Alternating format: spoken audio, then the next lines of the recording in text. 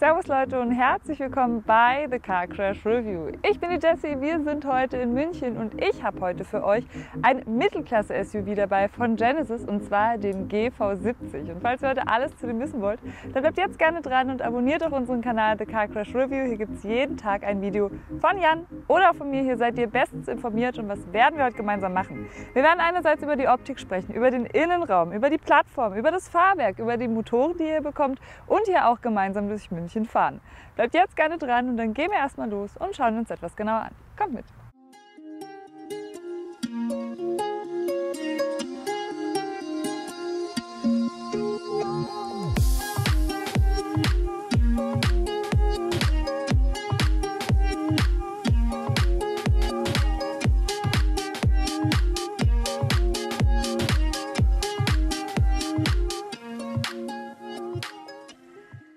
Ja, hier vorne angekommen, vielleicht erstmal zu unserem Kooperationspartner und zwar ist es GoLeasy. Was machen die Jungs? Das ist eine Vergleichsplattform für Leasingangebote und die vergleichen für euch unter Anbietern wie Leasingmarkt oder auch Vehiculum und da findet ihr garantiert euren besten GoLeasy-Preis.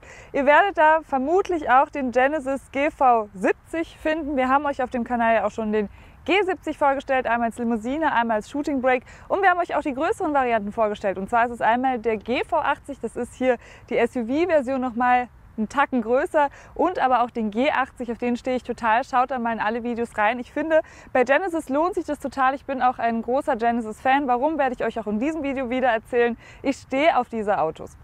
Jetzt sprechen wir ja erstmal über die Optik und wir haben jetzt hier eine burgunderrote Farbe, die ich mega finde. Die gibt es nämlich gar nicht so oft. Vor allem harmoniert die hier super gut mit den vielen chromfarbenen Akzenten, die wir haben. Besprechen wir auch gleich, wenn Jan ein bisschen näher kommt gleich. Und dann gibt es 3 Ausstattungsvarianten. Es gibt einmal die Premium Line, die Luxury Line, die haben wir jetzt hier und auch die Sport Line. Hat ein bisschen sportlicheren, wie der Name schon sagt, Anspruch. Hier aber eben die luxuriöse Variante. Und jetzt lasst uns mal über die Optik sprechen und zuerst über den Crest. Nämlich das, was Genesis ausmacht, zumindest das Familiengesicht ist. Crest bedeutet Schild und hier ist eben dieses Schild, zeigt nach unten mit so einer Spitze nach unten, fängt sich hier unten dann auch nochmal in diesem chromfarbenen Element. Und wir haben jetzt hier einen Grill, den ich super schön finde, mit ganz vielen Rauten. Hier vorne dann noch eine Kamera und das Genesis-Logo hier vorne auch sehr prominent. Schreibt mir gerne mal in die Kommentare an was das euch erinnert. Es sieht ein bisschen aus wie Bentley, ein bisschen wie Chrysler, aber nein, das ist auch Genesis.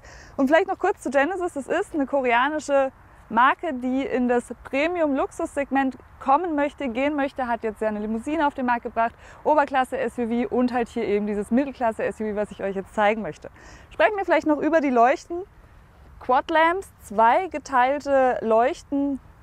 Luke Donkavoyke ist übrigens der Designer, der ist bekannt in der Branche, sehr schönes Licht und ihr habt hier jetzt ein adaptives Fernlicht optional im Innovationspaket dabei. Was bedeutet das? Das blendet beispielsweise den Gegenverkehr ab. Heißt, ihr blendet den damit nicht, was natürlich sehr praktisch ist. Und von vorne schon eine ganz schöne Erscheinung, oder? Steht auch sehr satt auf der Straße, aber eben nicht so satt wie der GV80, also eben die Nummer größer. Eine Sache möchte ich euch noch zeigen. Das ist jetzt ein bisschen fies, weil ich habe Jan davon nicht erzählt. Und zwar schaut mal, wie die Motorhaube jetzt hier so rüber geht. Das ist untypisch. Wir haben hier nämlich nochmal so eine kleine Überlappung, die ich aber ganz schick finde. Wir machen nachher die Motorhaube auch noch gemeinsam auf. Dann seht ihr, das ist eine geöffnete Struktur. Schon interessant, oder? Und jetzt gehen wir aber endlich in die Seite und sprechen über die Maße. Der ist jetzt 4,72 Meter lang, 1,91 Meter breit und 1,63 Meter hoch. Ich bin 1,64 Meter groß. Ich schaue mal, ob es passt. Ja, passt auf jeden Fall. Ich habe auch ein bisschen hier Plateauschuhe an. Und mit welchen Modellen kann man den denn jetzt vergleichen? Mir würde beispielsweise ein Volvo XC60 einfallen oder auch ein BMW X3. Beim X3 ist es ja so, der hat einen ziemlichen Premium-Anspruch. Und ich finde, der Genesis GV70 kommt da auf jeden Fall auch dran. Hier hinten 66 Liter Tank. Ich kann den auch öffnen, sehr praktisch. Bei vielen Autos geht es nicht. Habt ihr auch einen AdBlue-Tank. Wir haben hier nämlich die Diesel-Variante. Wir sprechen aber später dann noch über die verschiedenen Motorvarianten. Und jetzt schauen wir uns den mal an der Seite an. Und einmal, wie ich euch schon gesagt habe, sehr viel Chrom jetzt hier in der Luxury Line. Finde ich super schick. Dachreling und wir haben jetzt hier das optionale Glasschiebe-Panoramadach nochmal.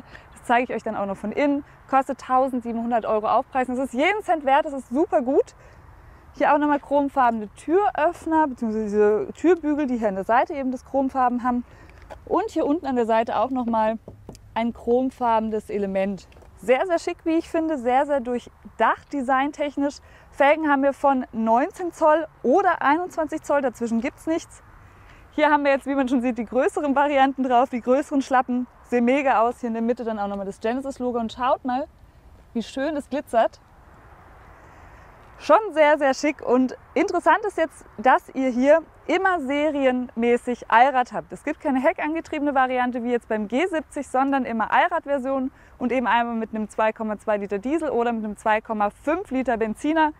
Die genauen Leistungsdaten erzähle ich euch später. Und ihr habt da vorne eine Kamera, die die ganze Zeit die Straße abmisst und eben die Dämpfer dazu anpasst.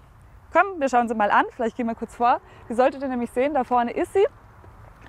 Passt das Fahrwerk eben an. Wir sprechen nachher bei der Fahrt noch mal ein bisschen genauer drüber. Und ihr habt hinten auch noch optional ein Sperrdifferential. Bodenfreiheit liegt bei 18,5 cm. Ist vielleicht auch interessant zu wissen. Und der Wendekreis ist 11,5 Meter. Jetzt schauen wir uns das Heck noch an. In der Mitte Genesis sehr stolz geschrieben.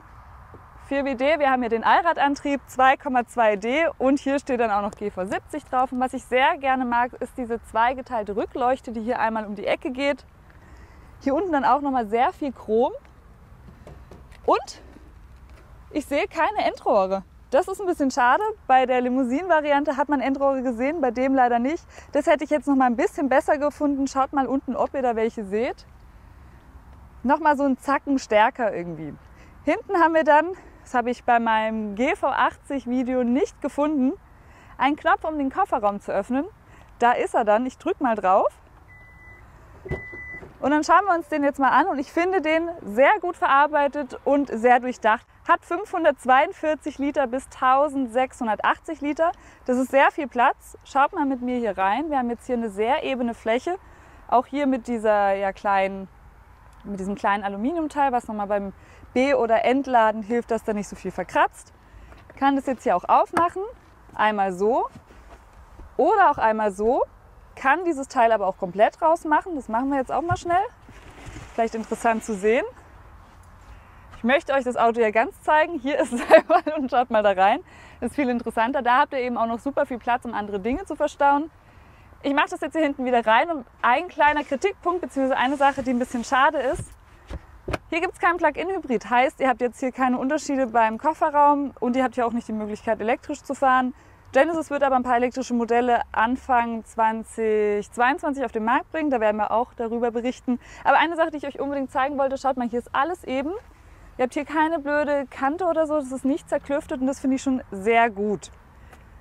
Jetzt haben wir hier oben dann auch noch einen, so einen Ladeschutz, beziehungsweise hier eben was, was wir rausfahren können. Das ist hier auch mit einem guten Material.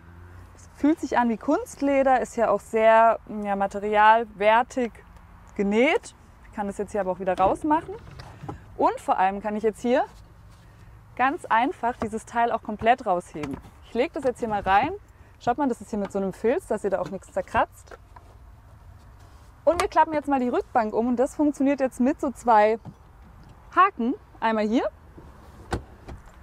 und einmal hier.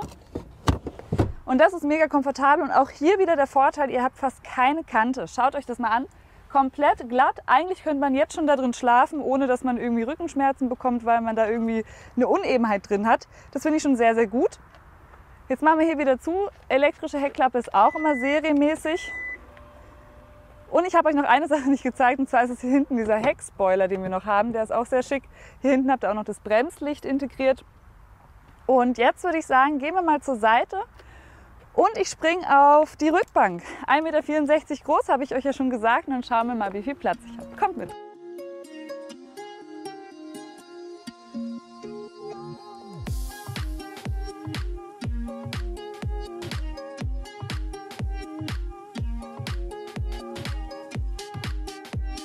So, und hier hinten angekommen, ein kleiner Kritikpunkt, schaut mal da unten. Wir haben hier einen Haken, das ist einerseits gut, denn ihr könnt die Neigung der Lehne verstellen. Andererseits ist es jetzt schlecht, weil ihr habt gerade gesehen, wenn die beide umgeklappt sind, kommt man da relativ schwer dran, vor allem wenn die Tür da drüben geschlossen ist. Ihr seht, bis nach ganz hinten kann ich die Neigung einstellen. Ich mache das mal auch mal hier vorne, dass ihr das besser erkennen könnt. Und das ist auch wieder andererseits ein Vorteil, denn ihr könnt hier relativ chillig liegen. Sehr komfortabel und ich kann mich dann eben hier chauffieren lassen. Jetzt ist da oben das Dach leider zu. Ich mache es euch nachher auf, denn das ist brutal geil. Bis hier nach hinten geht dann eben die Die Glasfläche, sehr, sehr schick. Wie gesagt, ich mache es euch nachher dann auf. Und dann schauen wir jetzt uns noch die Sitze an. Perforiert, sehr schönes Muster hier, so wellenförmig. An der Seite sogar ein bisschen Seitenhalt. Ihr habt jetzt hier auch Isofix. Hier drin gibt es übrigens auch Burgunderrot, passend zur Außenfarbe. Auch Burgunderrote Anschnaller. Wenn ich jetzt hier die Mittelarmkonsole umklappe, 2 Cupholder, auch nochmal so ein Chromelement da drum. Ich kann jetzt nicht hier einfach die Mittelarmkonsole bzw. hier eben eine Durchreiche öffnen, das ist ein kleiner Kritikpunkt. Aber ihr habt jetzt hier Kopfstützen, die ihr auch noch nach oben verstellen könnt. Und ihr seht, das ist schon bettartig. Ich kann mich hier hinlegen, sehr, sehr entspannt. Jan hat gerade schon was gezeigt, das wollte ich euch jetzt erst später zeigen, aber wir können es auch gemeinsam machen. Ich kann nämlich von hier hinten auch den Sitz da vorne verschieben. Einerseits kann ich da vorne, falls mich jemand nervt, den nach vorne schieben. Andererseits kann ich mir damit einfach viel mehr Beinfreiheit schaffen. Ist sozusagen auch ein bisschen zum Chauffieren gedacht. Und ihr seht jetzt schon, ist ein Träumchen, oder? Ich fühle mich sehr, sehr wohl. Und was wir hier auch haben, wenn man schon chauffiert wird, ist einerseits Sitzheizung, Klimaanlage, die ich selbst steuern kann und eine richtige Steckdose, mega geil. Und hier unten dann auch nochmal zweimal einen USB-Anschluss. Das ist leider noch der alte, da hätte ich mir einen USB-C-Anschluss gewünscht. Aber wenn man da einmal einen Adapter mit hat, reicht das auch. Hier in der Mitte zu sitzen, ja, ist jetzt nicht der bequemste Platz, weil man hier die Füße hoch machen muss. Aber es ist ein Notsitz. Schauen wir mal jetzt noch hier in die Tür. Sehr gut verarbeitet. Gar kein Hartplastik, sogar hier unten ist alles mit so einem Soft-Touch nochmal. Heißt, es ist auch nochmal bezogen. Wir haben hier die Lexicon-Anlage, die sind in allen Genesis-Modellen vertreten. Hier so ein Element, das so aussieht wie Holz, hatte hier auch nochmal so eine burgunderfarbene Linie. Sehr interessanter Türöffner, schön integriert. Hier auch nochmal so eine Chrom-Applikation und super praktisch, schaut mal. Eine kleine Jalousie, die ich hoch und runter machen kann, falls mich die Sonne stört. Sehr, sehr gut und vor allem auch für Kinder gut. Deswegen haben wir hier hinten ja auch Isofix und hier hinten auch noch edel eine kleine Einstiegsleiste. Schreibt mir mal in die Kommentare, wie jetzt so euer erster Eindruck ist. Ich finde es schon ziemlich schick. Ich finde auch, dass es mit BMW durchaus mithalten kann. Auch da schreibt mir in die Kommentare, ob ihr es auch so seht. Was wir jetzt als nächstes machen, ist vorne mal die Motorhaube auf und dann sprechen wir noch über das Herzstück hier.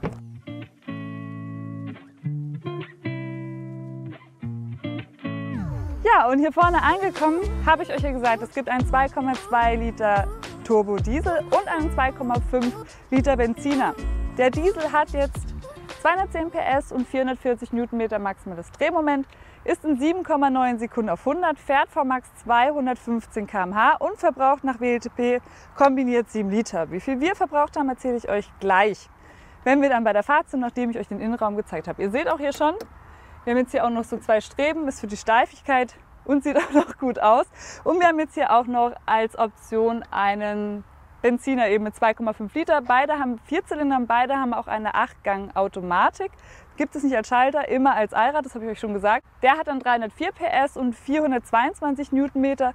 Aber jetzt würde ich sagen, machen wir mal wieder hier zu. Ihr seht auch hier die kleinen Elemente, die ich euch gezeigt habe. Mit Bums. Wir gehen jetzt rein. Ich zeige euch den Innenraum, der ist mega gut. Jan hat gesagt, ich darf nicht so oft mega sagen, aber in dem Fall muss ich es wirklich machen. Sehr innovativ, hat alles, was ich brauche und dann fahren wir gemeinsam los. Kommt mit!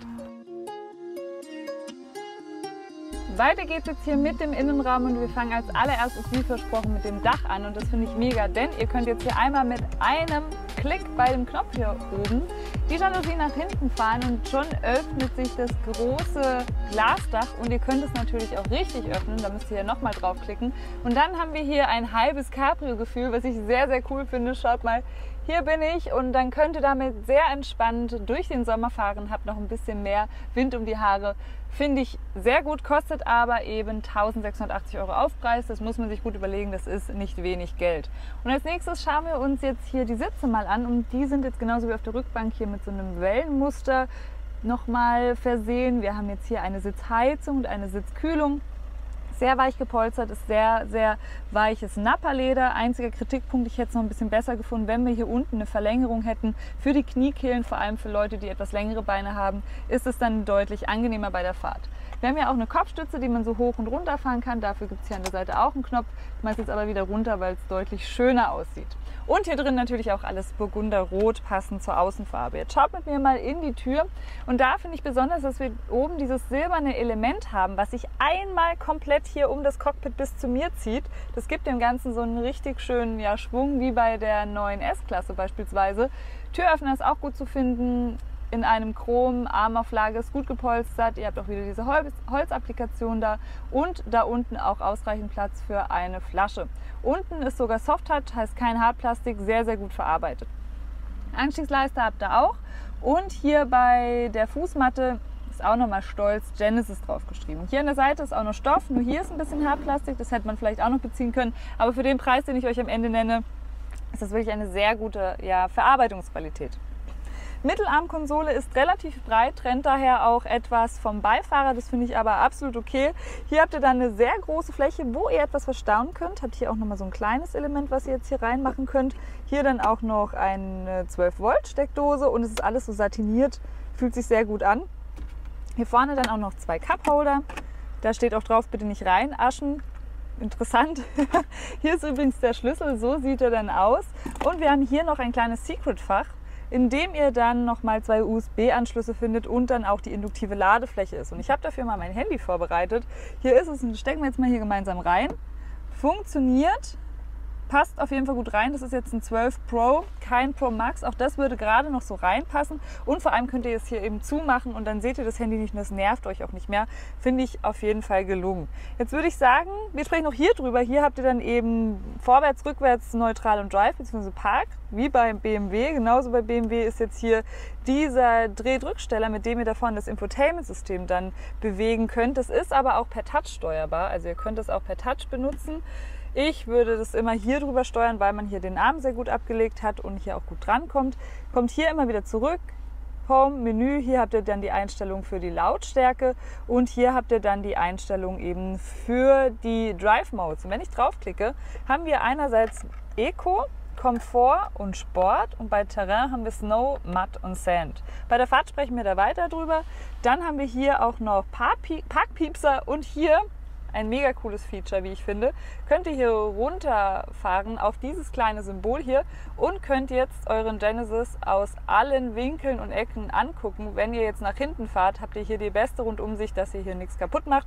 Vor allem für mich als chaotische Fahrerin sehr praktisch. Bei Back geht es immer wieder zurück. Jetzt würde ich sagen, kommt Jan mal rein und wir sprechen noch über das Lenkrad.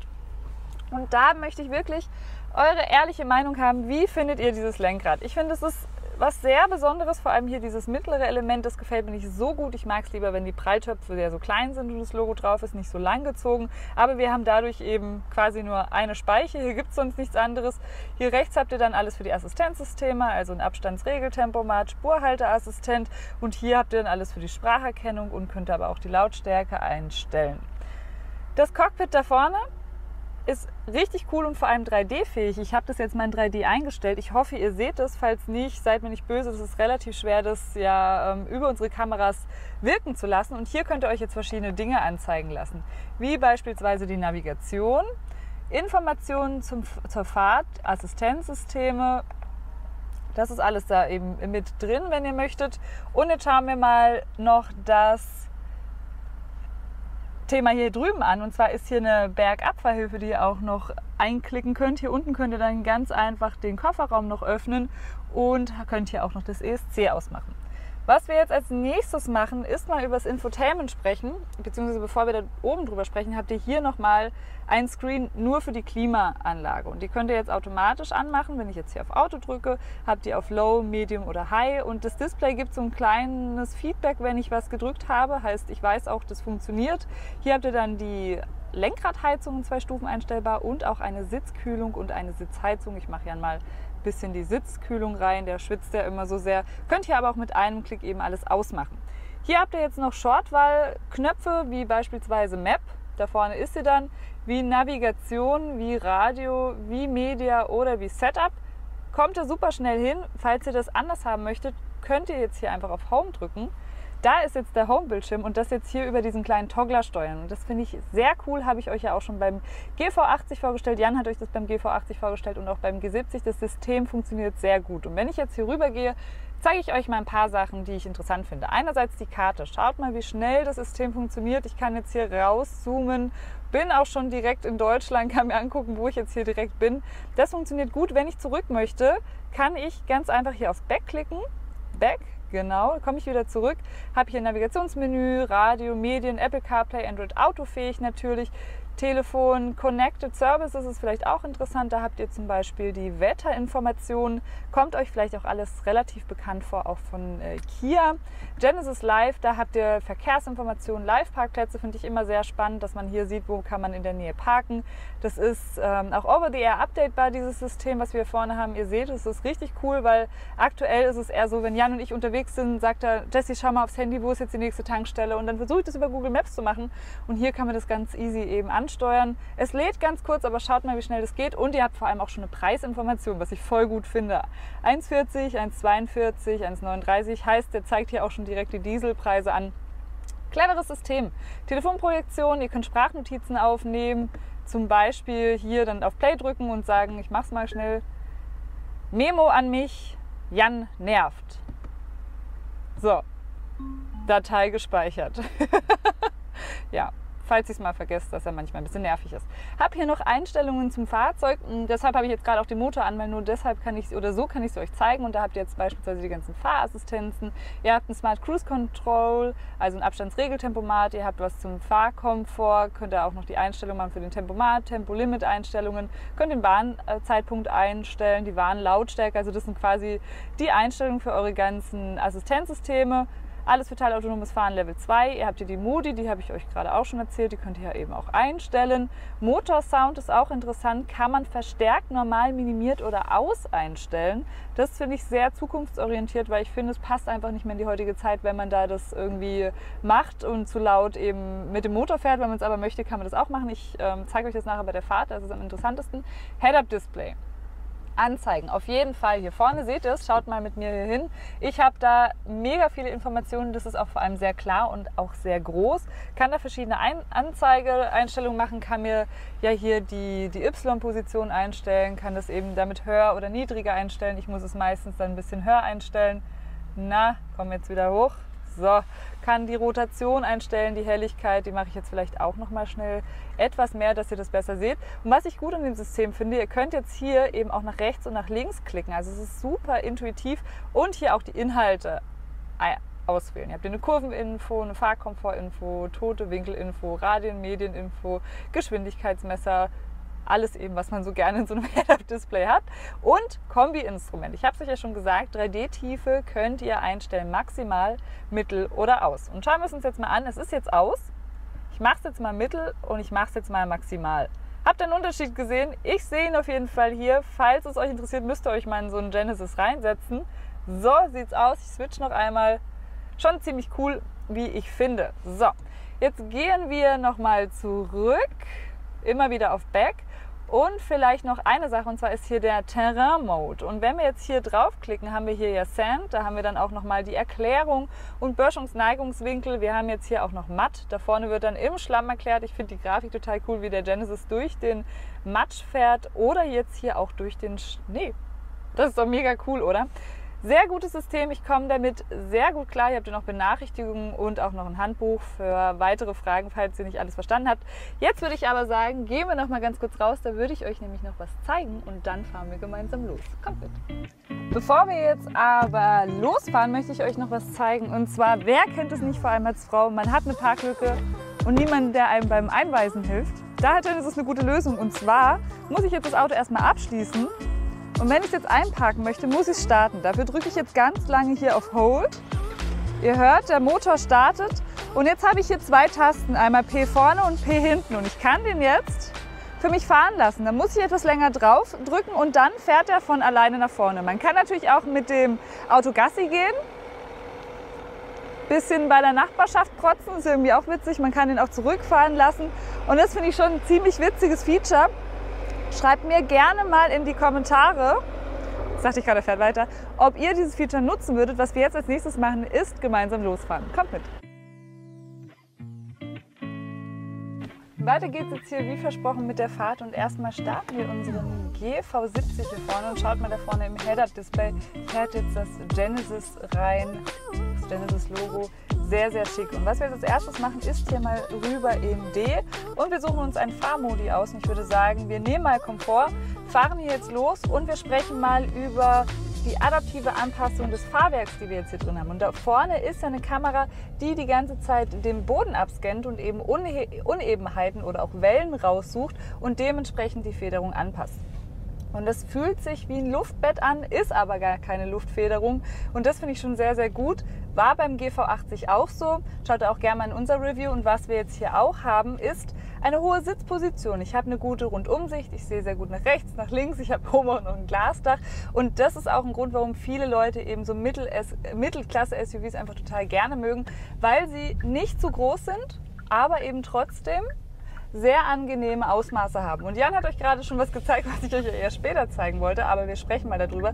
Und zwar habt ihr hier jetzt einen Totwinkelwarner bzw. Erkenner, heißt, ihr habt auf beide Seiten eine Kamera, die ja, euch zeigt, wo ihr hinfahrt. Das ist ein sehr sicheres System, ein sehr gutes System. Wir machen daraus immer so witzige TikTok-Videos. Da könnt ihr auch gerne mal bei uns auf Instagram und TikTok vorbeischauen, falls ihr das noch nicht gemacht habt. Da gibt es auch ganz viel Content von uns.